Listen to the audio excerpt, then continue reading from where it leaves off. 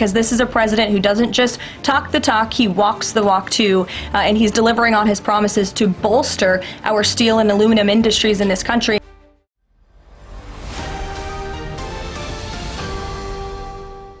Imagine walking into your local supermarket. The case of beer that used to cost $15 now sells for $17. The car you plan to trade in this year suddenly comes with a price tag thousands of dollars higher.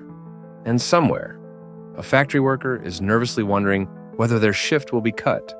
All of this traces back to one seemingly dry number, a 50% import tariff on aluminum. The question is, how much will that number reshape our everyday lives? On June 4th, the United States doubled its aluminum import tariff from 25% to 50%. The impact was immediate. The Midwest Premium, a key measure of aluminum prices, jumped from just 37 cents per pound in March to 62.5 cents by mid-June. Per ton. That's an increase from roughly $720 to more than $1,370, nearly doubling in just a few months. To put that into perspective, a typical car uses 250 to 400 kilograms of aluminum. With the new prices, the cost of each vehicle could rise by $1,200 to $1,800. The beverage industry, where each can of beer or soda requires around 15 grams of aluminum, could see costs rise by 5 to 7 cents per can.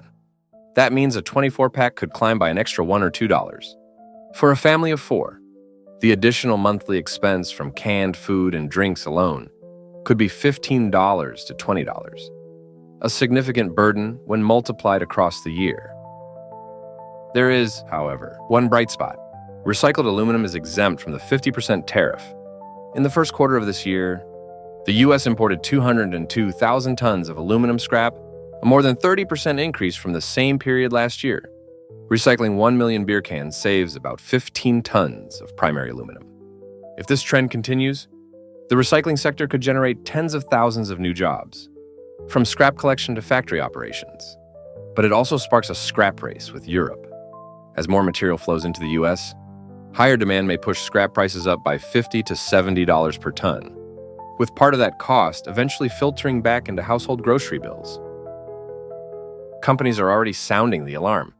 Brewer Molson Coors expects its pre-tax profit this year to fall by 12 to 15%, equal to a loss of roughly $250 to $300 million. To offset the hit, the company may raise product prices by 5 to 10% or cut costs, including jobs. In the auto industry, if production costs rise by $1,500 per vehicle and a manufacturer sells 1 million cars annually, that's $1.5 billion in additional expenses. Consumers will shoulder part of it through higher prices, while the rest could trigger lower output, and with it, the loss of tens of thousands of jobs. Meanwhile, the Producer Price Index PPI for July surged to its highest level in 3 years. Experts warn that if the trend continues, consumer inflation could rise by another 1 to 1.5 percentage points by the end of the year. For everyday shoppers, that translates into a $200 grocery basket up $2 or $3.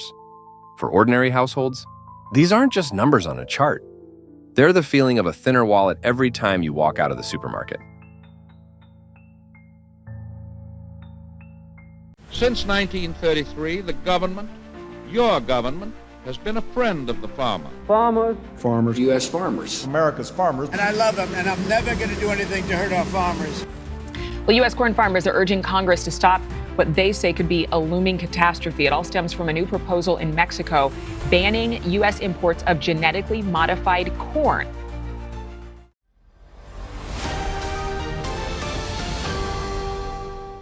Imagine this. You've spent months tending a vegetable patch in your backyard, watering, weeding, caring for every plant. But when you bring your produce to the market, folks turn away just because their tastes have changed. While you're explaining, but this is clean, homegrown stuff, your neighbor quietly sets up a stall, offers a friendlier price, and takes all the customers. That's pretty much what's happening with American corn right now. In a surprising shift, Mexico, the birthplace of corn, officially passed a constitutional change in February 2025 to ban the cultivation of genetically modified corn. At the same time, they still import nearly $5 billion worth of American corn each year, mostly GMO for livestock feed and industrial use. Back in late 2024, a USMCA dispute panel ruled that Mexico's attempt to ban GMO corn for human consumption violated trade rules and wasn't backed by science. Yet even with this ruling, Mexico went ahead with their decision to protect native corn varieties, though they still import about 90% of their corn from the US, most of it genetically modified. That shows their demand remains strong. This ban at home. Import from abroad approach means feed costs for Mexican livestock farmers might edge up. For instance, if a 25-kilogram bag of feed used to cost 10 Canadian dollars, it might now be 11 or 11.5 Canadian dollars. And when costs go up, smaller farmers often have to raise prices at the supermarket just to stay afloat, whether it's shrimp, pork, or chicken.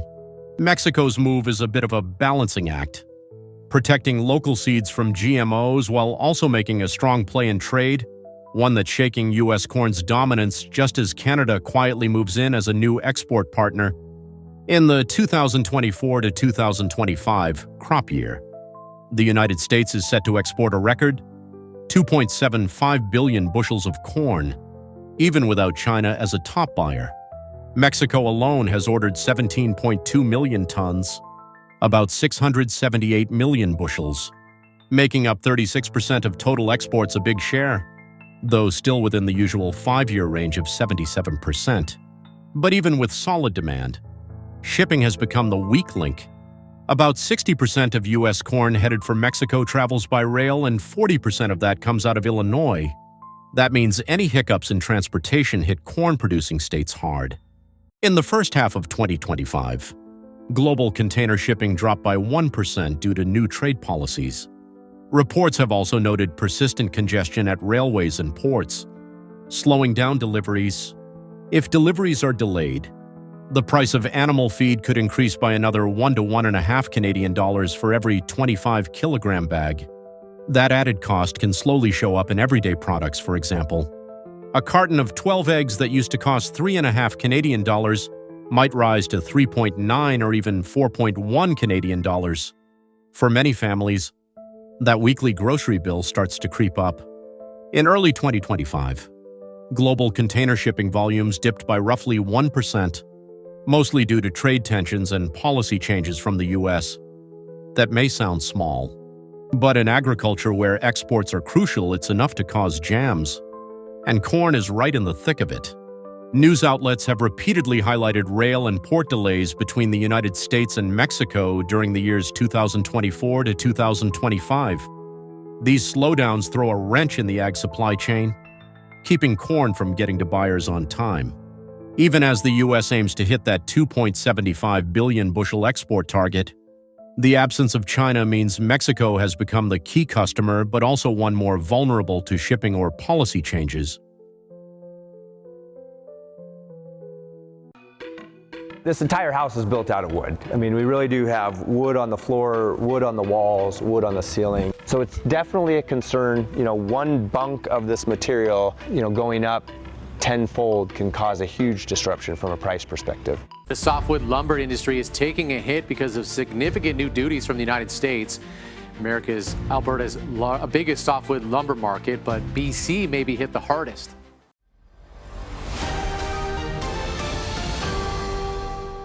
Imagine this. You've finally decided to fix up the backyard. Maybe lay down some wooden flooring, put up a little gazebo, or just build a shelf for your daughter's room.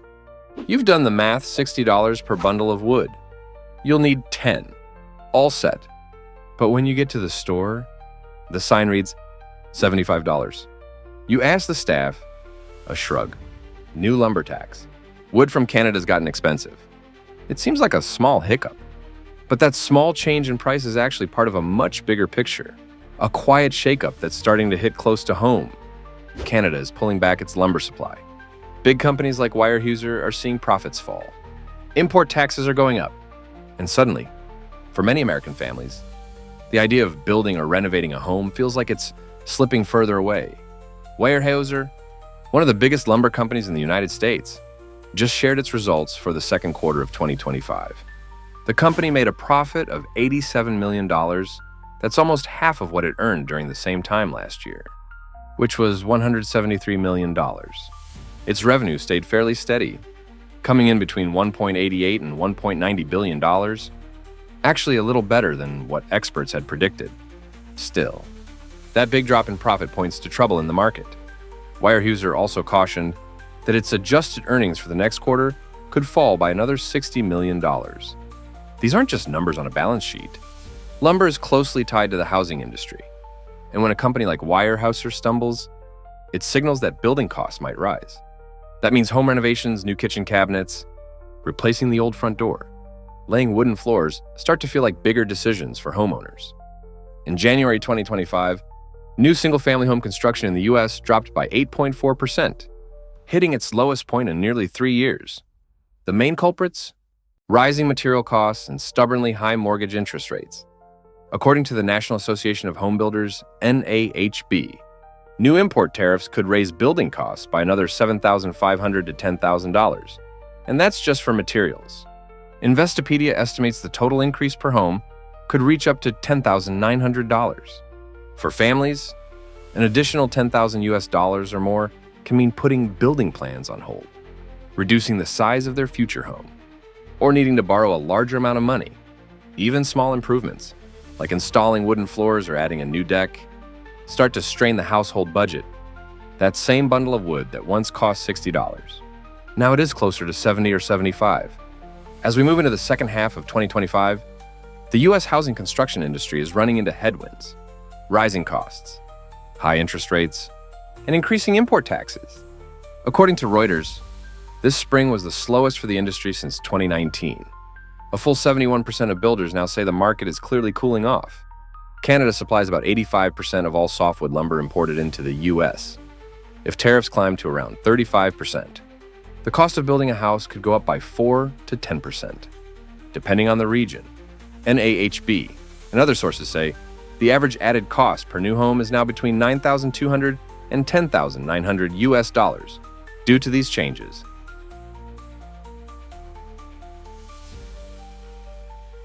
Donald Trump addressed his controversial tariffs during that Oval Office appearance a short time ago. He made it clear that he's not concerned about cutting new trade deals, and that the tariffs he's proposing are likely the final word on the subject. So if you're talking about 30% or 30% plus, there will be a huge impact on trade. It will be almost impossible to continue the trading as we are used in a transatlantic relationship. That Italian coffee machine you've had your eye on, it might soon cost you an extra $60.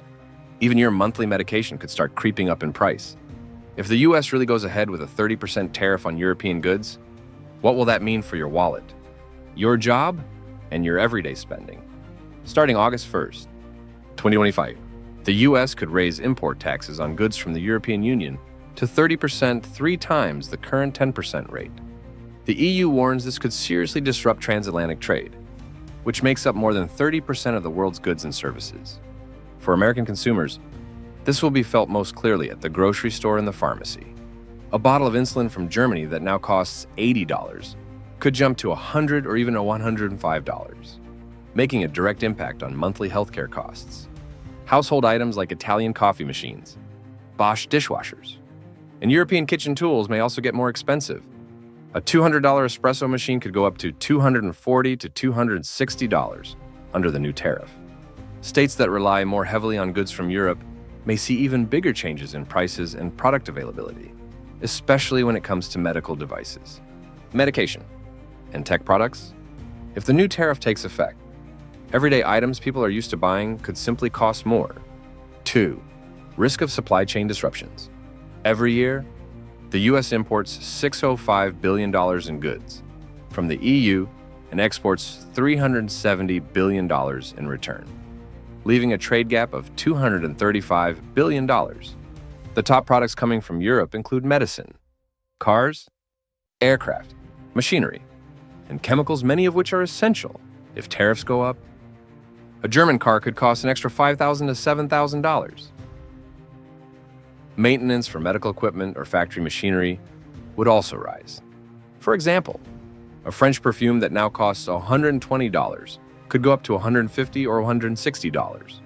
A set of car parts priced at $800 might jump to $1,000, making annual car repairs noticeably more expensive. On the flip side, the US has a $563 billion surplus in services with the EU, mainly from finance, tech, and telecommunication. If the EU responds with its own tariffs, American companies might lose clients, hurting wages, job security, and growth in these industries. The EU is now preparing a countermeasure package worth $84 billion, about 22% of what the US exports to Europe each year. Previously, the EU had put a temporary hold on a $25 billion response targeting American steel, aluminum, and agriculture. If that plan is put into motion, US products will face tougher times entering the European market, especially goods that are high in value and easy to replace.